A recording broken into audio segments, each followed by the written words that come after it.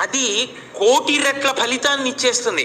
ఒక రుద్రాభిషేకం ఒక చోట చేస్తే ఏ ఫలితమో బ్రహ్మసూత్రం ఉన్న శివలింగానికి చేస్తే కోటి రెట్లు విశేష ఆరాధనా ఫలితముని ఇచ్చేస్తుంది ఆ శివలింగం.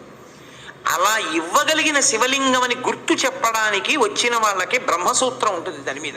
అది చెక్కినప్పుడే ఆ బ్రహ్మసూత్రం చెక్కుతారు. బ్రహ్మసూత్రం ఉన్నది మీకు పరాకు చెప్పినట్టు శివలింగం మీద. జాగ్రత్తగా ఉండు సుమా. తేతలి అని ఒక గ్రామం. మహానుభావుడు రాజరాజ నరేంద్రుడు వెళ్ళిపోతుంటే ఒక పాము అడ్డొచ్చింది, వెళ్ళనివ్వాల సైన్యాన్ని. ఏమిటి ఇలా అడ్డొచ్చిందని చెప్పి తెల్లవారుదామున వెళ్ళి చూశాడు. అద్భుతమైనటువంటి శివలింగం, దాని మీద ఉంటుంది బ్రహ్మసూత్రం. నేను ఎన్నో దేవాలయాల్లో చూసా బ్రహ్మసూత్రం ఉన్న శివలింగాల్ని. బ్రహ్మసూత్రం ఉన్నది ఈ అదృష్టం పండిపోయిందని గుర్తు. మీరక్కడికి వెళ్ళి అపచారం చేసినా అంతే, కోటి రెట్లే. మీరు అక్కడికి వెళ్ళి ఏమీ చేయలేదు, కూర్చొని శివ శివ శివ శివ అనుకుని వచ్చేశారు. శివ శివ